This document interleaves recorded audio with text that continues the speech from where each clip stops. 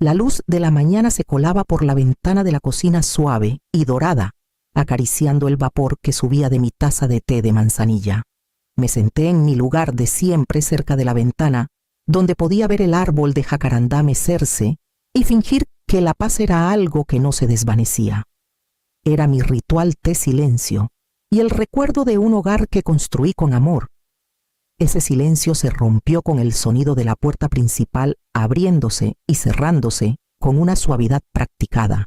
No necesitaba voltear. Sabía que era Emiliano. Sus pasos eran inconfundibles, seguros. Entró a la cocina con una carpeta bajo el brazo y una sonrisa tensa en el rostro. «Buenos días, mamá», dijo dejando la carpeta frente a mí. «Traje los papeles que platicamos. Solo unas firmas para tu seguro médico, nada del otro mundo». Se sentó frente a mí cruzando las manos sobre la mesa. Sus ojos buscaron los míos, firmes pero vacíos. Eché un vistazo a los documentos. Letras legales danzaban en la página densas y enredadas. Los tomé dándoles la vuelta entrecerrando los ojos. «¿Quieres que los lea primero?», pregunté. Emiliano se inclinó hacia mí rozando mi mano con suavidad. «Es puro trámite. Ya revisé todo con la gente del seguro. Solo firma aquí». Y aquí dijo, señalando 2 puntos marcados con pestañas amarillas. Había algo ensayado en su tono, algo demasiado pulido, pero no lo confronté. Todavía no. Mis dedos se cerraron alrededor del bolígrafo. Dudé. Luego firmé. En el instante en que el bolígrafo dejó el papel, algo en su rostro cambió. «Perfecto», dijo su voz resonando en la cocina silenciosa. «Ahora oficialmente no tienes casa. Esta casa es mía». Levanté la vista de los papeles. Su sonrisa se había vuelto cruel, afilada, como no la había visto desde que era adolescente y desafiaba mis reglas. No reaccioné. No me inmuté. Simplemente dejé el bolígrafo, doblé los papeles con calma y lo miré a los ojos. «Revisa la última página, Emiliano», dije en voz baja. Su mano se detuvo a medio camino. Que la última página repetía aún serena. Abrió la carpeta hojeando rápidamente y vi ese destello de confusión en sus ojos, la primera semilla de duda. Me recosté en la silla, mi té intacto, mientras él leía las letras pequeñas y empezaba a entender. Todo comenzó con una llamada un martes por la tarde, de esas que rompen el silencio justo lo suficiente para revolver algo en el pecho. «Oye, mamá, ¿tienes un momento, Emiliano?». Sonaba despreocupado, casi alegre. Yo estaba tejiendo junto a la ventana un hábito que adopté después de que Javier se fue a algo para mantener las manos ocupadas, mientras el resto de mí se quedaba quieto. «Siempre estoy aquí», Emiliano, respondí. Me contó una historia sobre alguien de su oficina, cuya madre mayor fue estafada y perdió sus ahorros para el retiro. Se hicieron pasar por gente de la seguridad social, dijo. Le vaciaron las cuentas. «¿Te imaginas?», murmuré algo compasivo, pero la historia se quedó conmigo mucho después de colgar.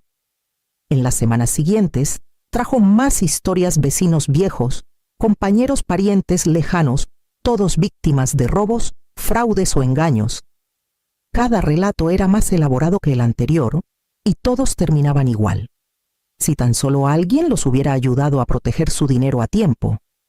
Empezó a venir más seguido, siempre con un café en la mano y una voz cargada de preocupación. «Estás sola, mamá. Eres lista, pero estos tipos son cada vez más astutos. Saben cómo aprovecharse de mujeres como tú». Intenté reír al principio. «No soy una tonta indefensa, Emiliano». «Lo sé», dijo con esa voz suave que usan los hijos cuando quieren algo. «Pero hasta los más listos caen. Solo quiero asegurarme de que estés bien». Mencionó a una tal Lorena, supuestamente una amiga que trabajaba en un banco local. Lorena me dijo que algunas familias están poniendo las propiedades a nombre de sus hijos temporalmente. Así los estafadores no pueden tocarlas. Al principio me resistí. La idea me parecía incorrecta, como entregar las llaves de un cajón cerrado y pretender que seguía siendo mío. Pero Emiliano insistió. «Solo piénsalo», dijo una noche sentado frente a mí en la mesa del comedor.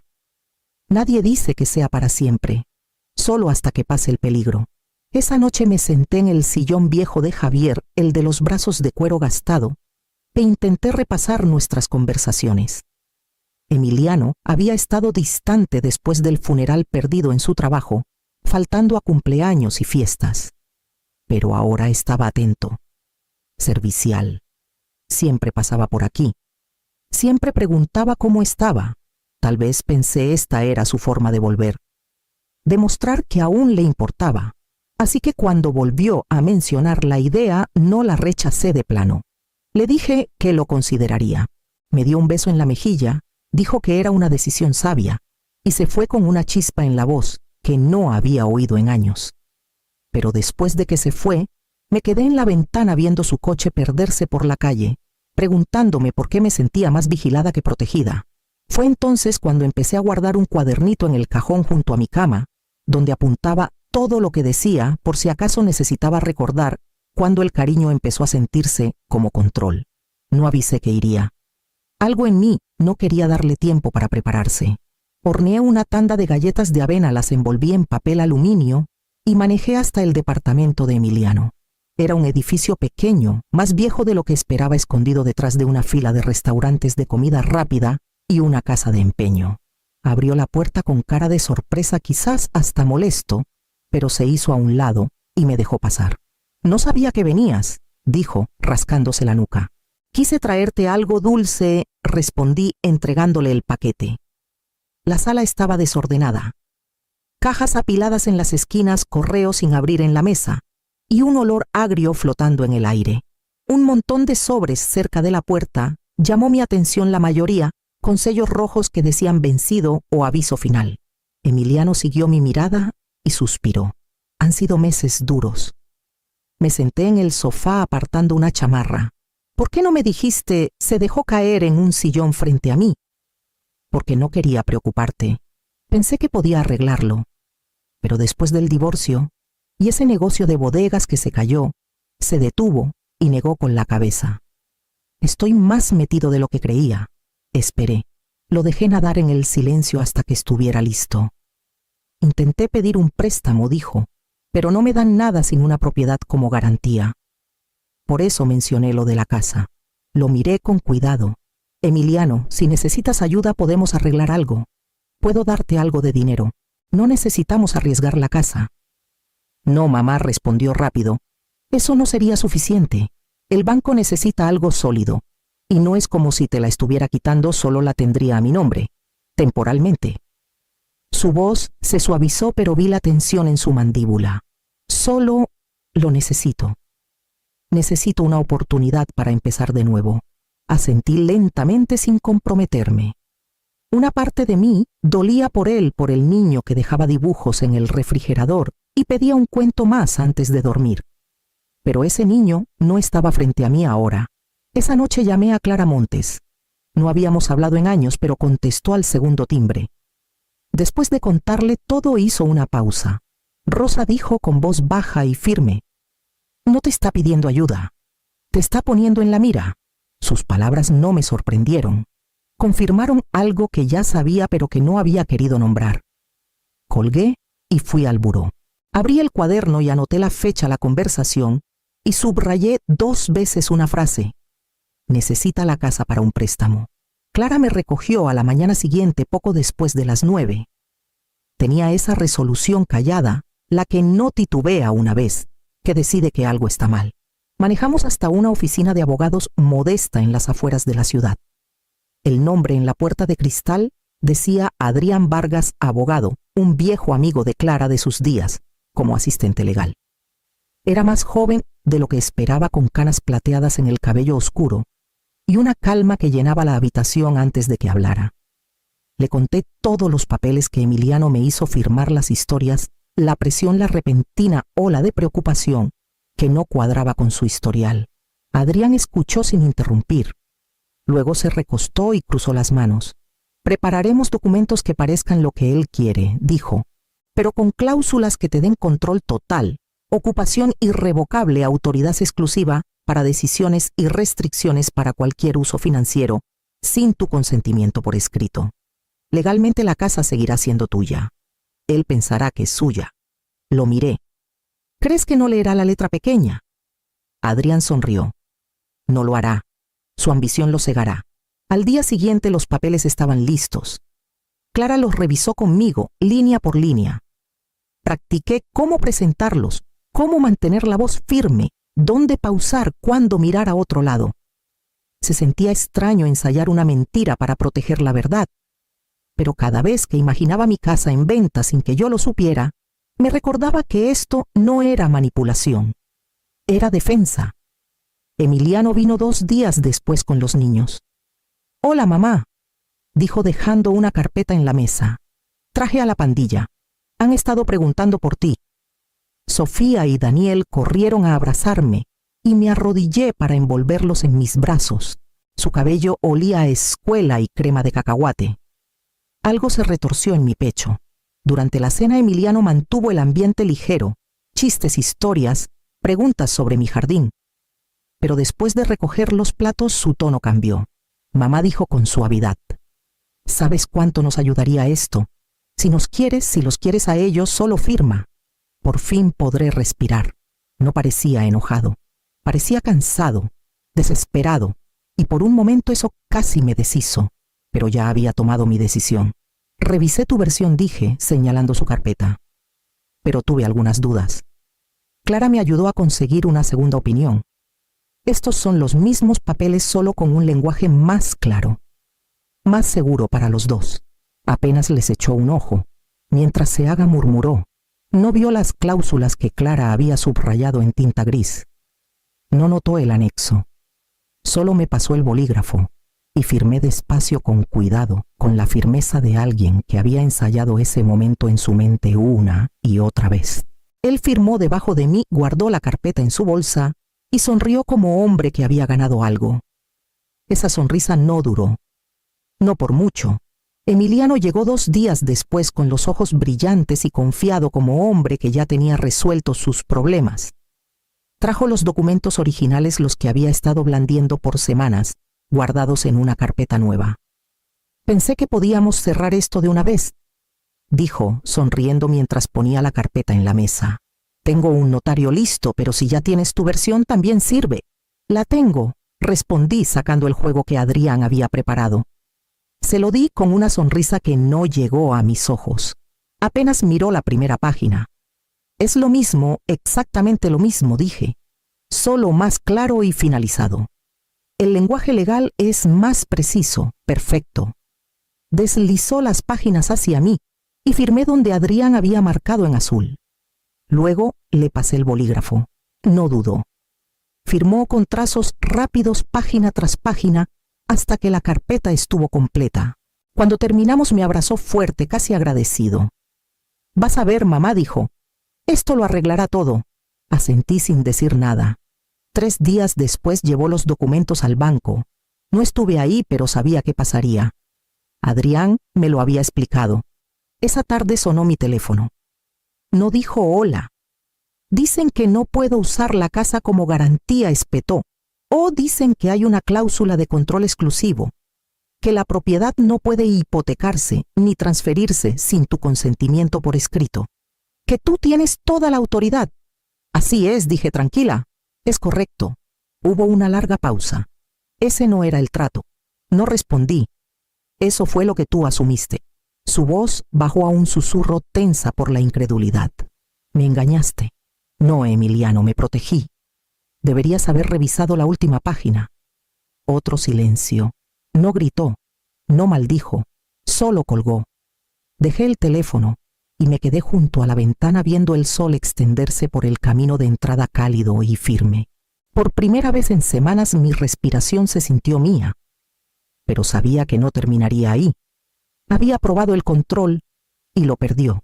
Sabía que lo que venía después sería más silencioso, más frío y mucho más peligroso.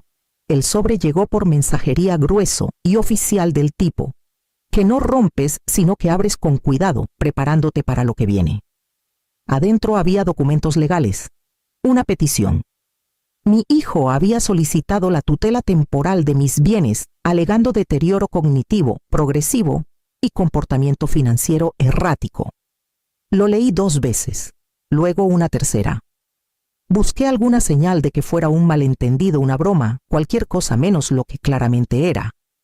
Emiliano no solo había intentado quitarme la casa, ahora intentaba quitarme a mí. Adrián leyó los documentos con la mandíbula apretada. Esto es serio, dijo, pero no es raro.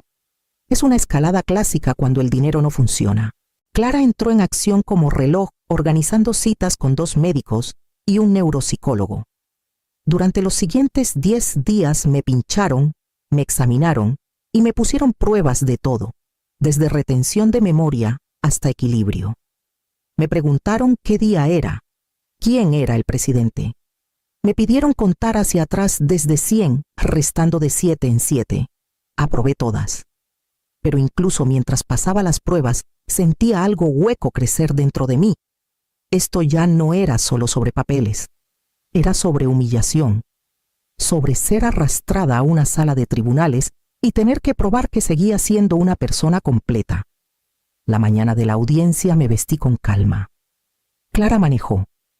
Adrián nos encontró en el juzgado. Emiliano ya estaba ahí sentado junto a su abogado, con un traje azul impecable. No me miró. La jueza era una mujer mayor con el cabello gris trenzado. Escuchó con atención. El abogado de Emiliano pintó el retrato de una mujer confundida, vulnerable, tomando decisiones legales inusuales bajo influencia externa. Entonces Adrián se levantó, presentó la documentación, los resultados de las pruebas, declaraciones de los médicos, grabaciones de mis conversaciones con Emiliano, sus historias inventadas, su presión emocional. Luego se volvió hacia mí. ¿Le gustaría hablar, señora Rosa? Me puse de pie. Mis rodillas temblaron, pero mi voz no. Mi hijo intentó tomar lo que construí. Ahora intenta tomar mi mente. Tengo 71 años, pero no estoy perdida ni rota. Lo recuerdo todo. Me senté. La sala quedó en silencio. La jueza no deliberó mucho. Tutela denegada falló. Y dada la evidencia de coerción y manipulación emocional, se prohíbe al señor Emiliano contactar a su madre por 6 meses, salvo que ella lo inicie o en caso de emergencia médica. No lo miré al salir. Afuera el aire se sentía demasiado brillante, demasiado cortante. Adrián tocó mi brazo con suavidad. Lo lograste. No dije, lo sobreviví. Pero incluso entonces sabía que sobrevivir no era lo mismo que sanar. Y el silencio nunca significaba seguridad. Durante las primeras semanas después de la audiencia, no supe nada de Emiliano ni de los niños. El silencio se asentó como un segundo invierno quieto, frío y extrañamente ruidoso. No llamé aunque el impulso latía bajo mi piel cada noche. En cambio encontré pequeñas formas de llegar a los que más extrañaba. Envié una caja de lápices de colores a la escuela de Sofía con una nota en su carpeta de matemáticas para tu imaginación. Con cariño, tu abuela. Le mandé a Daniel un libro sobre constelaciones como el que leíamos en el porche. Una noche cuando supe que su mamá estaría trabajando hasta tarde, llamé a su casa. Sofía contestó. Abuela, susurró. Aquí estoy pequeña. Solo quería escuchar tu voz. No hablamos mucho, solo lo suficiente para decir que la quería, que nada de esto era su culpa, que la extrañaba todos los días. Emiliano se enteró. La semana siguiente me llamó la consejera de la escuela. Sofía, entre lágrimas, le había dicho que su papá dijo que yo ya no los quería. Eso rompió algo en mí que no sabía que seguía entero. Me senté al borde de mi cama y lloré. No eran las lágrimas contenidas a las que estaba acostumbrada. Eran sollozos profundos, silenciosos, que venían de un lugar más viejo que la memoria. Cuando pasó, llamé a Clara. Me dio el número de una consejera especializada en abuso financiero a adultos mayores. Para el fin de semana, tenía una cita semanal y una lista de grupos de apoyo locales. La primera vez que entré a esa sala estaba aterrada. Pero al final de la sesión, escuchando a otras mujeres contar verdades que reflejaban las mías, sentí un alivio extraño. No era la única. Lentamente algo cambió. Volví a escribir diarios, recuerdos, incluso cartas pequeñas que nunca planeé enviar. Volví a encontrar las mañanas. Tomé mi café afuera. Sonreí a los vecinos. El dolor no desapareció, pero se suavizó. y por primera vez en mucho tiempo, empecé a creer que podía llevar el amor y la supervivencia en las mismas manos. Fue en una de esas mañanas con la brisa cálida colándose por la ventana cuando llegó una nueva carta, una que abriría una puerta que no estaba segura de querer cruzar. La carta llegó doblada en tercios sin remitente, solo mi nombre escrito con la letra afilada y torcida de Emiliano. La sostuve por 1 hora completa antes de abrirla. No dijo que lo sentía, ni una vez. Escribió sobre el estrés, la presión sobre cómo todo se le había cerrado. Dijo que nunca quiso lastimarme, que pensó que hacía lo necesario. Lo llamó supervivencia. La leí 2 veces. Luego la guardé en el sobre y la puse en el fondo del cajón de mi buró con las otras cosas demasiado pesadas para cargar, pero demasiado dolorosas para tirar. No respondí. Pasaron semanas. Luego, un sábado por la mañana, justo cuando iba a recoger la ropa del tendedero, escuché un golpe en la puerta. Al abrir, Daniel estaba ahí con una mochila al hombro y los cordones a medio amarrar. «No me importa lo que diga», papá dijo. «Sé que nos quieres». Me hice a un lado. Entró sin dudar como lo había hecho cientos de veces. Hicimos roles de canela desde cero. Me contó sobre la escuela, sobre Sofía, sobre lo silencioso que había estado todo últimamente. No preguntó por el juicio. No preguntó por la carta. Solo se apoyó en la encimera mientras la masa crecía y sonrió cuando le pasé el rodillo. Cuando llegó la hora de irse, lo acompañé al porche. «Siempre eres bienvenido aquí», susurré metiendo una nota doblada en su mochila. Después de que se fue, caminé por la casa lentamente tocando la perilla que Javier instaló hace 40 años, la que tiene una muesca de cuando se le cayó. Pasé la mano por la pared donde medíamos la altura de los niños con marcas de lápiz desvaídas. Esta casa no era solo mía por ley. Era mía en recuerdos, en músculos, en espíritu.